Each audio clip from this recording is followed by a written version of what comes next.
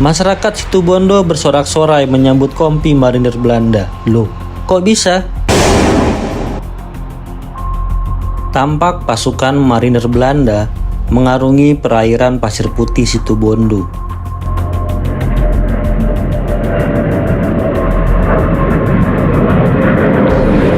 Pesawat Firefly masih berpatroli di angkasa. Video ini diambil dalam situasi yang sudah jauh lebih tenang.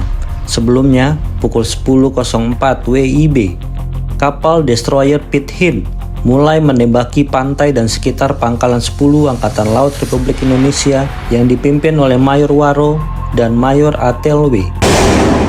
Dalam tempo 10 menit, kapal itu dilaporkan memuntahkan kurang lebih 200 peluru penghancur. Serangan dilanjutkan dengan pesawat-pesawat Firefly yang menembakkan senapan mesin kaliber 20. Alhasil, Pasir Putih berhasil dikuasai Belanda dalam tempo 13 menit. Namun pertarungan belum selesai. Terjadi kontak senjata antara Korps Marinir Belanda dengan sejumlah personil Angkatan Laut Republik Indonesia. Meskipun kalah jumlah dan persenjataan, para pejuang tetap mencoba menghambat pergerakan Belanda. Dilaporkan 5 pejuang Indonesia tewas. Semoga mereka mendapatkan tempat yang mulia di sisi Allah. Dengan jatuhnya pangkalan 10 Angkatan Laut Indonesia, maka marinir Belanda leluasa melakukan pendaratan.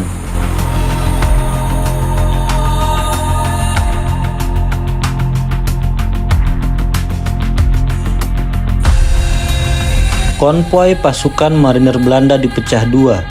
Pasukan pertama bergerak menuju Besuki Situbondo ke Probolinggo. Pasukan kedua di bawah komando Letkol H.A.G. van der Hart Aberson bertolak dari Pasir Putih menuju Jember melalui Panarukan Situbondo ke Bondowoso. Sejarah mencatat rencana ini tidak berjalan gampang.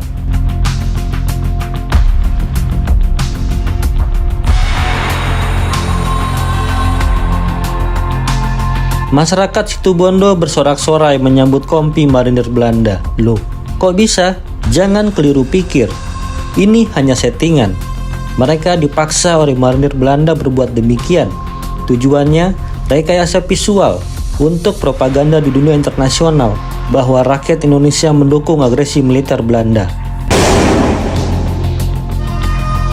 Ini merupakan pemandangan kehancuran kota Probolinggo, utamanya Pelabuhan Tanjung Tembaga, setelah diserang habis-habisan oleh tentara Belanda.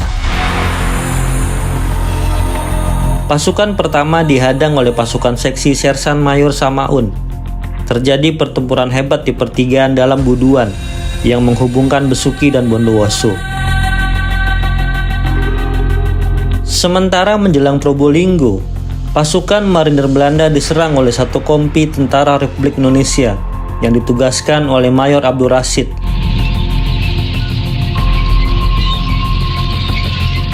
Namun pergerakan Belanda tetap tidak terbendung. Bahkan Sersan Mayor Suroyo dan 2 prajurit lainnya bertempur hingga titik darah penghabisan untuk mempertahankan markas tentara Indonesia di dalam kota Probolinggo. Tentara Republik Indonesia di Probolinggo mundur ke pebukitan dan menyelenggarakan perang gerilya.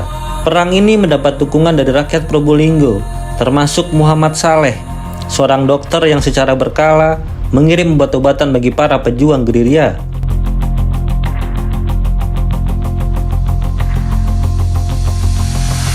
Di sisi lain, Belanda juga mendapat dukungan dari para pengkhianat, bukan hanya Kenil, tetapi juga Laskar Cakra, pasukan pribumi yang berpihak pada Belanda. Dilaporkan juga adanya peran Pau Antui, Korps Keamanan Tionghoa, yang juga bertindak sebagai mata-mata Belanda di Probolinggo.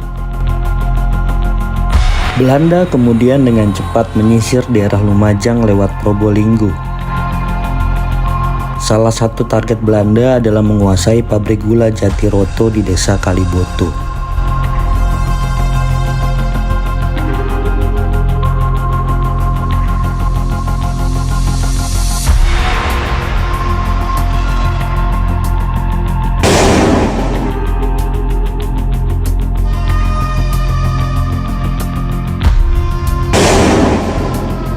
kekuatan yang tidak seimbang memaksa tentara Indonesia mundur, seperti yang dilakukan kompi pasukan pimpinan Letu Sukertio yang membangun basis di daerah Huringin Sari, Penggung.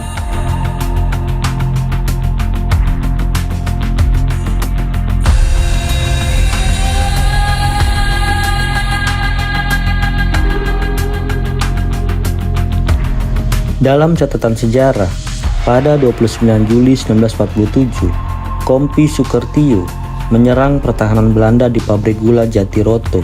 Serangan mendadak ini menyebabkan satu regu pasukan Belanda terbunuh dan sejumlah senjata berhasil dirampas.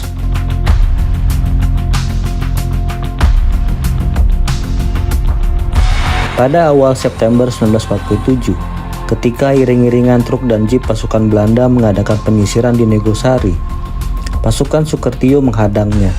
Sejumlah truk dibakar, termasuk jeep pengawal pasukan Belanda. Sekitar satu regu tentara Belanda tewas tertembak.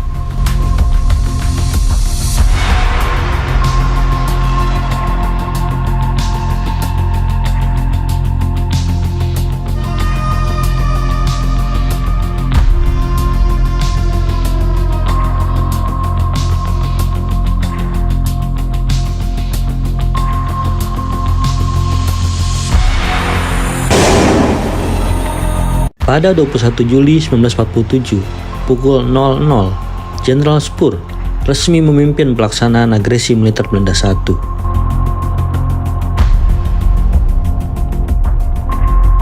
Tujuan utama operasi militer ini adalah merebut daerah-daerah perkebunan yang kaya dan daerah-daerah yang memiliki sumber daya alam, terutama minyak.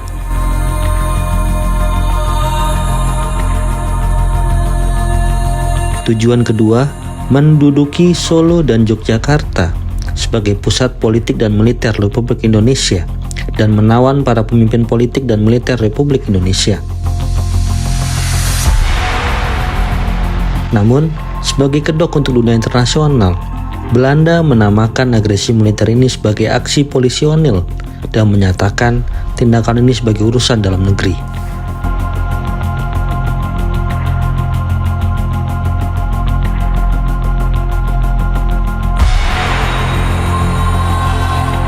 Maka terjadilah pada hari pertama, pasukan Belanda berhasil menduduki kota-kota besar seperti Jakarta, Semarang, Medan, Padang, dan Palembang. 3 hari berselang, mereka bergerak merebut Cirebon, Cikampek, Bandung, Malang, Surabaya, Banyuwangi, Probolinggo, dan Binjai.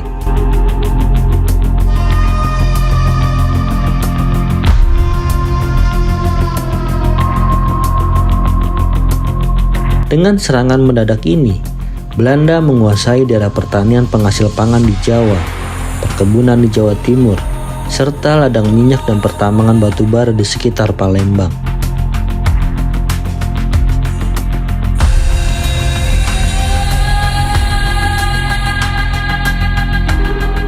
Namun, sejarah mencatat, serangan Belanda tidak mampu memadamkan perlawanan tentara Republik Indonesia dan Laskar Rakyat yang menerapkan strategi perang gerilya.